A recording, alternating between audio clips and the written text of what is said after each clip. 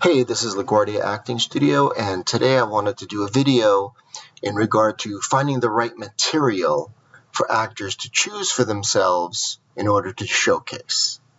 Now, when you have an audition and they give you the material, that's one thing. Obviously, if they give you the sides, they give you a monologue, what have you, then that's what you're doing.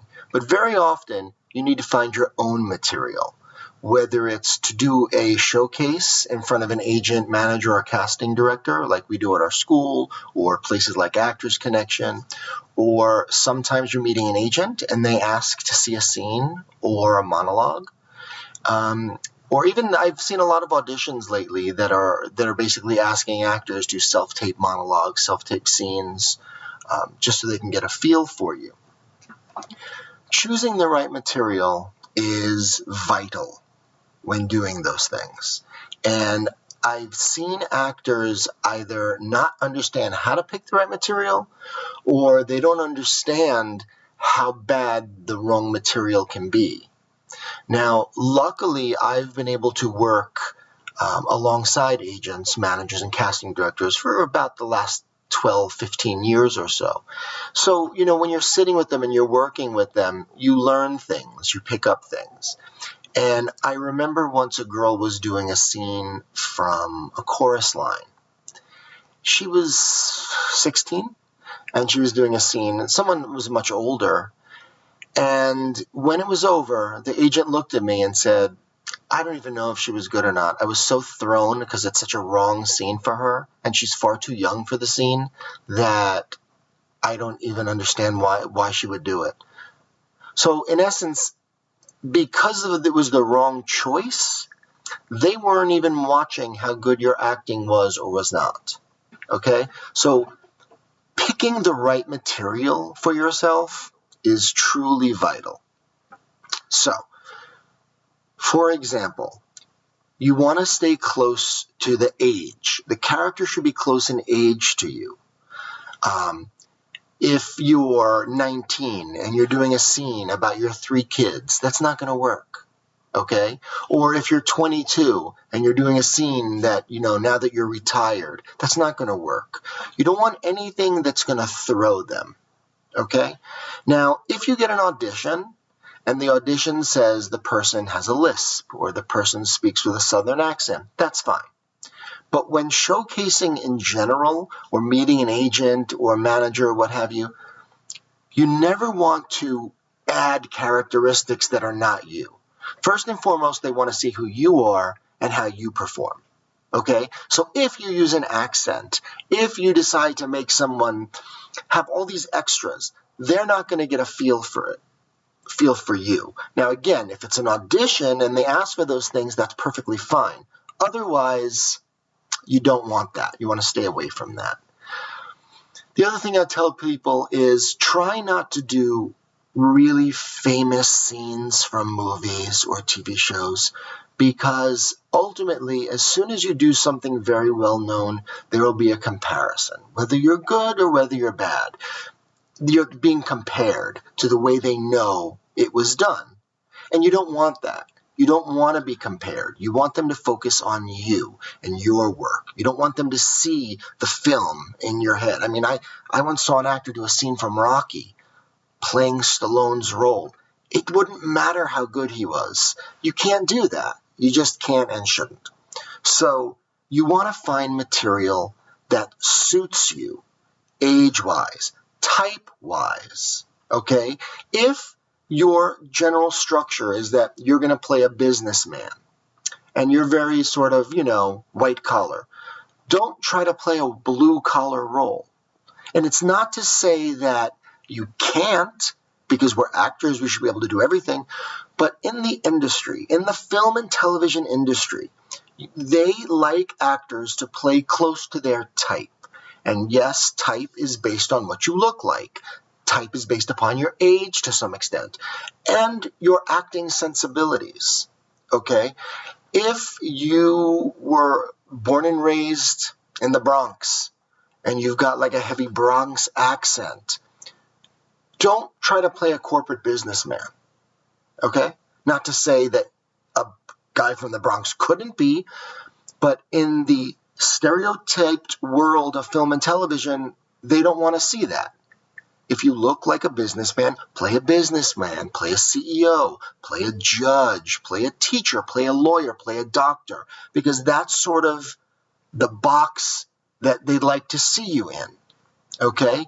If you're young, if you're 17, 18, 19, don't try to play something out of that range, because they're not going to want to cast you out of that range. See, ultimately, when anyone sees you in the business, an agent, a manager, a casting director, yes, first and foremost, they want to see if you're talented. They want to see if you're good. But more importantly, they want to know where they can cast you.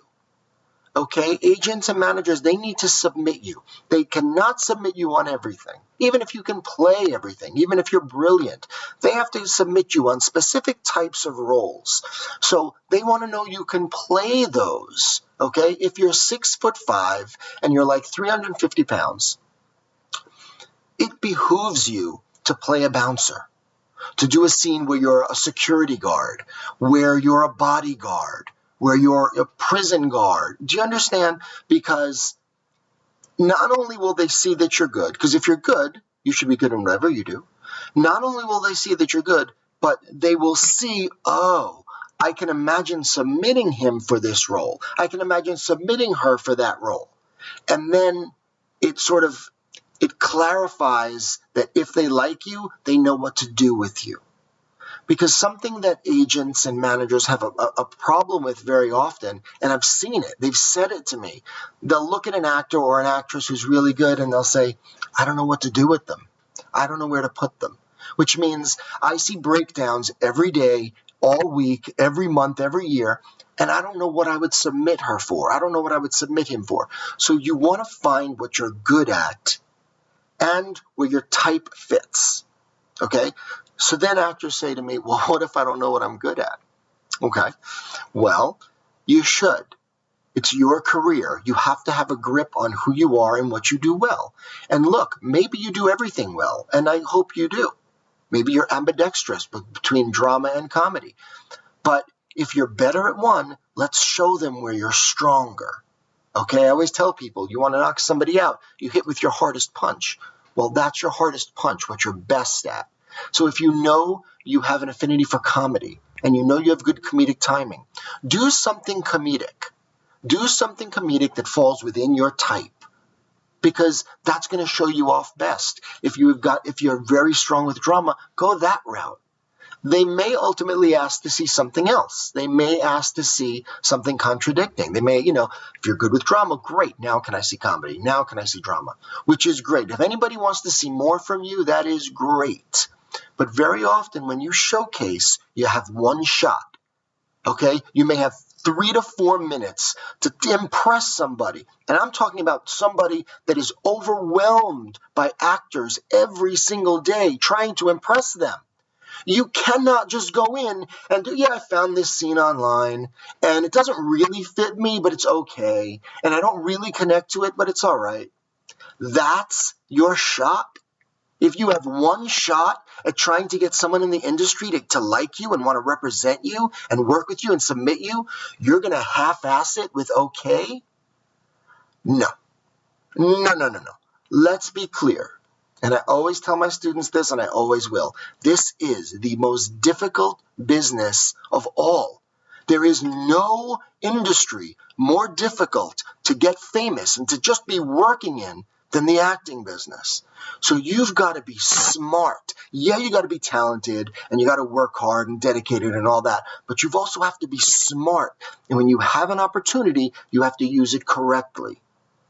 So you've got to find material that is type right, that is sensibility, to your acting sensibilities, it fits. Then something you feel you can portray and connect to. Look, when you get auditions, you're going to get all kinds of things. Some you'll connect to, some you won't. Some will be good material, some will be horrible. And that's just tough, because when you have an audition, you do whatever you can. But when it's up to you to showcase yourself, you've got to bring out the best in you. Okay? This is why at Laguardia, we spend so many time working on scenes for specific people, why we write material for our specific actors, because It's hard to find. But you want to find something that you can relate to, you connect to, something you do well, and something that type-wise suits you. You put all those things together, and you've just doubled, tripled your chances at getting someone interested in you. And in the hardest business in the world, wouldn't you like that? In a business where everything is against you, wouldn't you like to double and triple your chances? So you find the right material. Where do you find it? You're going to have to search. A quick Google gives you nothing. You're going to have to look at screenplays. You're going to have to look at plays. You're going to have to try to maybe create your own material. It doesn't really matter where the source comes from. You know, I spend hours and hours writing for my actors to give them the right material. But it is worth that fight. It is worth that struggle to find that material. Okay? Find it, memorize it, learn it, so they see you fully responsible, knowing I worked on this, and I'm saying, here, I'm showcasing myself for you. I'm auditioning for you. And the goal is not to have them say, okay, that was nice, next. The goal is to have them say, wow, I need to work with this person. Okay? That is what you want to do. And finding the right material is vital to that. Thank you.